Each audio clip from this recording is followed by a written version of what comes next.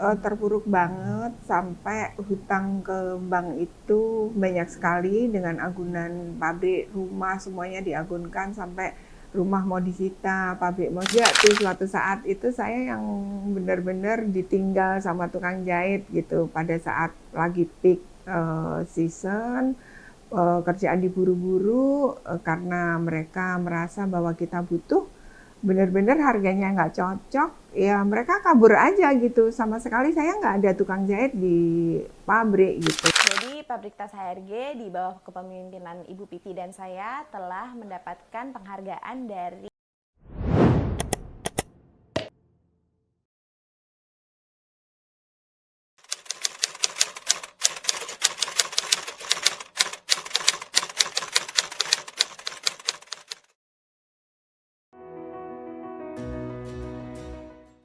Awalnya kenapa saya memulai bisnis ini, karena dulu waktu lulus kuliah itu saya melamar kerjaan kemana-mana, tapi nggak ada yang nyantol. Jadi terus apa tuh namanya, nyoba-nyoba apa ya yang kira-kira bisa dikerjakan di rumah gitu. Nah terus mulai kecil-kecilan, waktu itu sih asalnya nggak langsung punya pabrik gitu, enggak ya. Jadi saya mulai jadi supplier untuk barang-barang promosi di rumah gitu. Jadi aku sediakan ruangan di rumah, itu zaman dulu ya tahun 95 itu belum ada handphone, itu jadi kantornya itu cuma satu ruangan kecil yang ada di rumah, ada satu telepon rumah dan satu komputer, satu mesin fax gitu aja. Terus mulai cari customer kemana-mana. Nah pada saat itu tuh kebetulan yang membutuhkan itu klien-klien itu tas, makanya saya pikir daripada saya buat di tempat lain, saya beranikan untuk memulai usaha tas dari 2 mesin jahit di garasi rumah saya gitu. Terus kemudian tahun 2000 itu barulah kita punya pabrik ini gitu. Untuk bisnis ya pasti ada up and down-nya gitu. Nah saya juga mengalami keadaan yang betul-betul terpuruk gitu ya. Aku lupa sih tahun berapa ya, sekitar tahun 2000-an.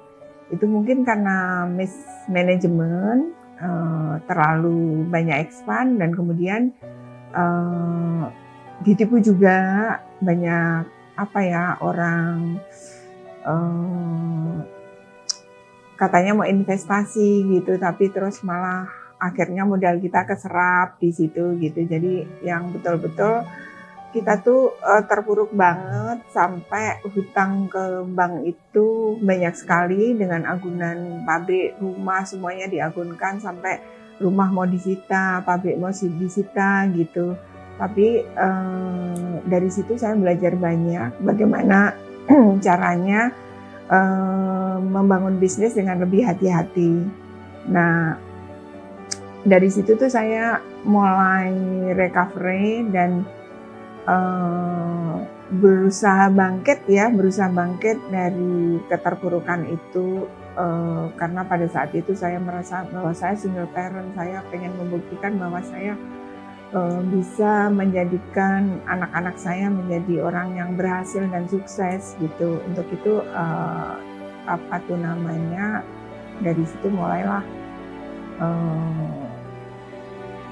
bangkit sedikit demi sedikit, dan akhirnya tahun 2028 itu kita benar-benar hutangnya nol dan bisa memulai melanjutkan bisnis ini dengan lebih survive lagi. Tantangan yang paling berat tuh kadang-kadang gini loh, aku waktu itu kan keadaanku single parent gitu, terus wanita ya, sedangkan di luar sana tuh rata-rata pelaku bisnis itu laki-laki. Jadi ya kadang-kadang kita merasa apa ya, minder juga gitu, aku perempuan bisa nggak ya gitu. Dan sering sekali itu kalau meeting-meeting gitu atau dalam eh, menjalankan bisnis ini tuh ketemunya tuh lingkungannya tuh semuanya laki-laki gitu. Tapi ya lama-lama terbiasa juga dan saya pengen membuktikan bahwa saya wanita, saya bisa untuk menjalankan bisnis ini gitu. Itu satu. Terus kedua, kadang-kadang sama sekali kita nggak punya backing ya gitu. Backingnya ya yang di atas gitu. Jadi kadang-kadang ya ada kendala di situnya juga. Terus kemudian terpukul juga kalau pas kita mau ekspor gitu tuh buyer suka membanding-bandingkan harga kita dengan produk dari China gitu. Tapi ya sejauh ini sih kita kasih pengertian ke buyer bahwa harga kita cukup kompetitif dengan produk yang kualitasnya jauh lebih bagus daripada di China gitu. Jadi buyer-buyer tertentu yang mereka mengutamakan kualitas itu mereka akan tetap memakai produk Indonesia. Itu sih tantangan yang terberat yang pernah saya alami. Jadi SDM itu ada berbagai macam karakter ya. Kan semua karyawan saya itu tidak semuanya pegawai tetap atau karyawan harian. Tapi ada karyawan yang sifatnya borongan, terutama tukang jahit gitu. Yang loyal sih banyak sampai sekarang, bahkan mereka tukang jahit itu ke sini bawa anaknya, bawa ponakannya dari kampung, kemudian dididik jadi tukang jahit yang akhirnya mereka kerja di sini. Nah, kemudian yang generasi pertama yang bapaknya tadinya dari awal kerja di saya, kemudian dia udah merasa berumur, mereka pulang ke desanya, itu saya modalin bahwa mereka di rumah punya mesin jahit, saya bekelin, ada yang 10 mesin jahit, ada yang 20 mesin jahit gitu. Jadi seperti kayak kita punya mitra di mana-mana gitu, ada di Bogor, ada di Jawa Tengah, ada di Bekasi gitu, ada di Balaraja gitu. Mereka kalau kerjaan saya banyak ya mereka mendapat pekerjaan dari saya. Tapi kalau misalnya saya tidak ada pekerjaan ya mereka boleh ngambil pekerjaan sendiri gitu. Jadi mereka seperti menjadi apa ya home industry di desa-desa masing-masing gitu. Itu yang loyal seperti itu. Tapi ada juga tuh suatu saat itu saya yang benar-benar ditinggal sama tukang jahit gitu pada saat lagi peak season, kerjaan diburu-buru karena mereka merasa bahwa kita butuh, benar-benar harganya nggak cocok, ya mereka kabur aja gitu. Sama sekali saya nggak ada tukang jahit di pabrik gitu. Nah dari situ saya belajar bagaimana ngatasin persoalan-persoalan seperti itu supaya tidak terjadi lagi gitu. Intinya sih di sini sih di PT Huda ya kita nggak ada yang namanya bos, yang namanya karyawan gitu. Mereka menganggap saya itu sebagai ibu dan mereka semua itu anak-anak saya walaupun mereka umurnya jauh di atas saya, jadi mereka tetap menganggap bahwa mereka anak-anak saya. Yang menginspirasi sebetulnya lebih kepada tantangan ya. Lebih ke tantangan bahwa saya pengen membuktikan gitu. Saya pengen membuktikan kepada dunia gitu bahwa seorang perempuan juga bisa berkarya untuk negeri ini gitu. Kalau sekarang ini di usia saya ini ya saya lebih pengen menjadi sesuatu untuk bangsa dan negara dan masyarakat banyak gitu. Apa yang bisa saya perbuat sesuai dengan kemampuan saya gitu bisa menjadi orang yang berguna bagi sesama agama dan bangsa. Tapi yang paling memotivasi sih lebih ke saya pengen sejahtera bersama dengan karyawan-karyawan saya gitu karena kan mereka mendampingi saya dari saya kecil, saya terpuruk, sampai seperti ini mereka banyak sekali karyawan-karyawan yang loyal juga terhadap saya gitu. Jadi saya pengen suatu saat gitu mereka sejahtera bersama-sama dengan PT Udara Makrubindo. Cita-cita saya kalau motivasi anak-anak itu saya selalu, ayo kita buktikan bahwa kita bisa, kita survive, dan saya selalu tekankan bahwa karyawan itu adalah keluarga gitu. Dan PT Udara Makrubindo itu sebagai ladang bagi mereka semua, bahwa ayo kita tanami ladang ini supaya bagaimana tumbuh, menghasilkan, dan kita petik hasilnya sama-sama. Cita-cita saya yang belum tercapai itu, saya pengen semua karyawan-karyawan saya itu sejahtera, punya rumah, punya mobil, dan bisa mensekolahkan anak-anaknya sampai sarjana. Bagi semua orang ya yang akan mulai bisnis, pesan saya adalah bahwa semua usaha itu tidak bisa instan. Pasti ada jalannya, ada ceritanya, ada tahapannya. Tapi semua orang bisa sukses dan bisa berhasil. Termasuk saya, bahwa saya bisa mencapai ke tahap seperti ini adalah dari semua impian-impian yang saya tulis satu persatu. Jadi buat semuanya, anak-anakku yang mau mulai bisnis, jangan takut bermimpi.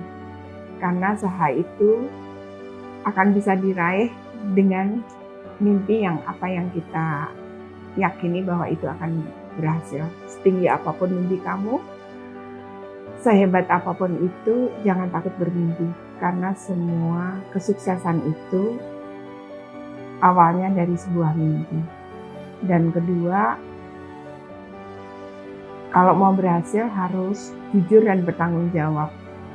Karena lingkungan kita itu ternyata, dunia kita itu sempit sekali dan kecil sekali. Kemanapun kita bergerak, kemanapun kita berjalan, ternyata si ini kenal ini, kita ke sana kenal ini gitu. Jadi tinggalkan jejak seputih mungkin, sejujur mungkin, itu awal dari sebuah kesuksesan.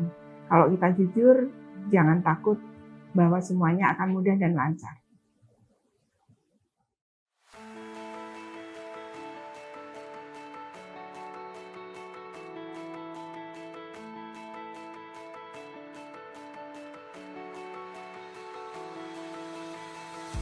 Yang paling penting itu adalah memahami konsumen dan kondisi pasar yang ada saat ini. Tidak lupa juga untuk bisa beradaptasi dengan perkembangan teknologi.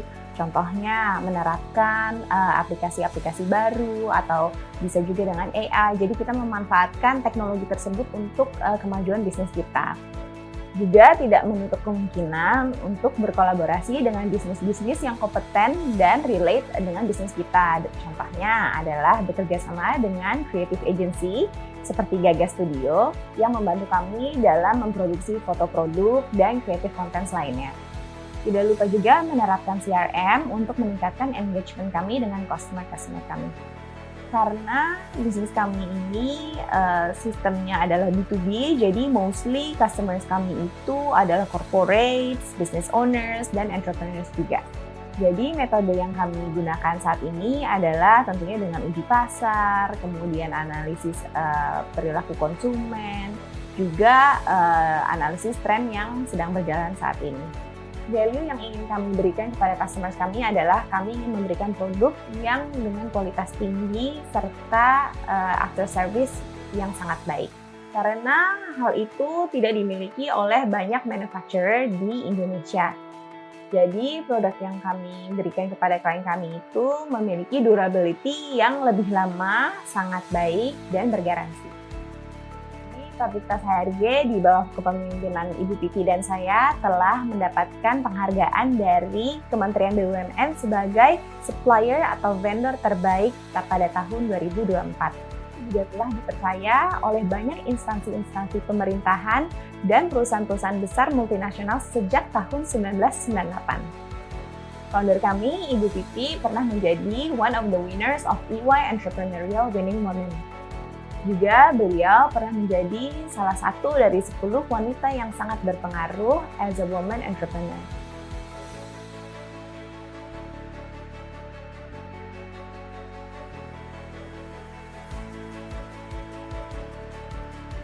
Sudut pandang saya kepada Bu Pipi yang pertama, survive-nya, nilai juangnya. Bu Pipi sebagai owner itu dia walaupun sudah ada generasi-generasi berikutnya dan tim-timnya semua muda-muda, Bu Pipi selalu berbagi. Survive-nya yang kedua adalah lembur, timnya lembur juga ikut lembur, walaupun mungkin ada batasan orang-orang berpikir, gue udah usia tua nih, enggak. Bu Pipi punya nilai daya juang seperti itu. Berusaha untuk tetap bersama, membersamai semua rekan-rekan di pabrik tas HRG untuk kita survive bareng. Bersama-sama, mengembangkan bersama. Untuk nilai positifnya Bu Dinda yang paling kena buat saya adalah Bu Dinda itu tahu visi misi yang mau dia capai. Jadi dia tahu apa yang menurut dia bagus untuk perkembangan pabrik tas HRG dan apa yang pas di namanya Bu Dinda adalah sebagai generasi kedua. Jadi pas untuk momen era perkembangan saat ini. Gitu.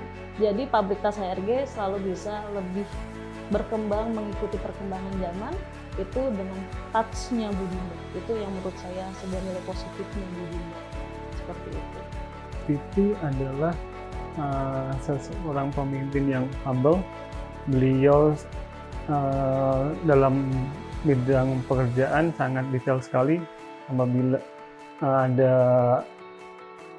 masalah-masalah di produksi atau apapun, beliau bisa memutuskan atau mengarahkan kami sehingga pekerjaan bisa terselesaikan.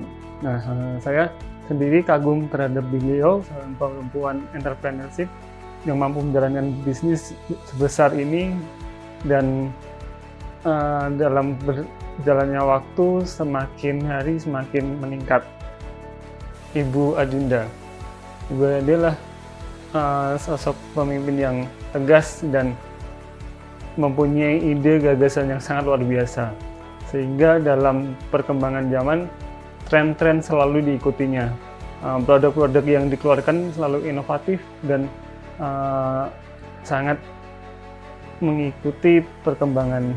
Ibu Pipi setahu saya ya dia orangnya tidak pernah mengenal lelah, ibaratnya dia selalu optimis, tidak ada kata ibaratnya pesimis. Dia ibaratnya walaupun bekerja ibaratnya dari pagi, siang, sampai malam pun dia nggak pernah ibaratnya kata capek itu. Jadi motivasi buat termasuk saya pribadi dan karyawan yang ada di HRG ini. Plan dan harapan saya sebagai generasi kedua itu pastinya ingin melebarkan sayap ke kancah internasional, ingin mengembangkan pabrik tas HRG atau Huda Group ini ke berbagai bisnis unit lainnya dan lebih banyak lagi gitu. Juga ingin menciptakan suasana kerja yang lebih maju dan lebih nyaman untuk karyawan-karyawan kita, yang dimana tujuannya itu sebenarnya ingin menjadi sumber rezeki untuk karyawan-karyawan kita dan banyak orang. Pinginnya perusahaan ini menjadi berkat dan bermanfaat untuk seluruh karyawan dan masyarakat di lingkungan sekitar. Sesuai harapan ya, memang pengennya seperti yang dibilang Dinda tadi gitu. Intinya sih perusahaan ini bisa diteruskan dari generasi ke generasi dan sekecil apapun itu bisa menjadi manfaat bagi masyarakat banyak, bagi sesama, agama dan bangsa. Itu sih yang intinya. Jadi itu harapan dari kami berdua. Kami berharap seluruh tim dan staf dari Huda Rahma bisa bekerja sama dan bersinergi dengan baik. Semoga kita bisa maju dan sukses bersama. Kemajuan ibaratnya buat ke depan HRD supaya lebih maju dan tambah eksis sejahtera, tapi lebih sejahtera lagi untuk kedepannya. Jadi kedepannya perusahaan HRD ini lebih maju dan berkembang lagi. Harapan saya semoga PT Huda Rahma semakin ke depan, semakin berkembang, maju dan sukses selalu. Saya sebagai kepala produksi ingin pabrik tas HRG bisa lebih besar sehingga lebih banyak bisa sebagai media rezeki lingkungan. Karena tentunya di pabrik tas HRG sendiri penjahitnya 90% adalah warga sekitar. Dengan adanya semakin besar lagi, ditambah saat ini pabrik tas kita mulai merambah ke koper hardcase, jadi bisa lebih banyak lagi untuk menambah dunia kerja, lowongan kerja. Seperti itu. Dan untuk teman-teman di luar sana yang ingin memulai berbisnis, jangan takut untuk mulai dan bergerak, dan jangan takut untuk bermimpi karena sukses berawal dari sebuah mimpi.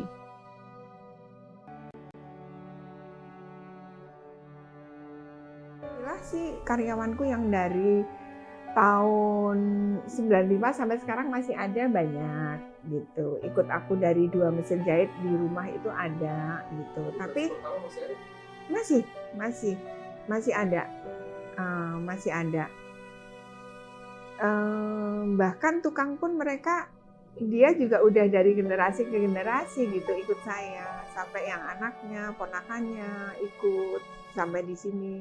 Yang tadinya dia tukang jahit, terus kemudian merasa tua, pensiun, balik lagi ke kampung, terus saya modalin.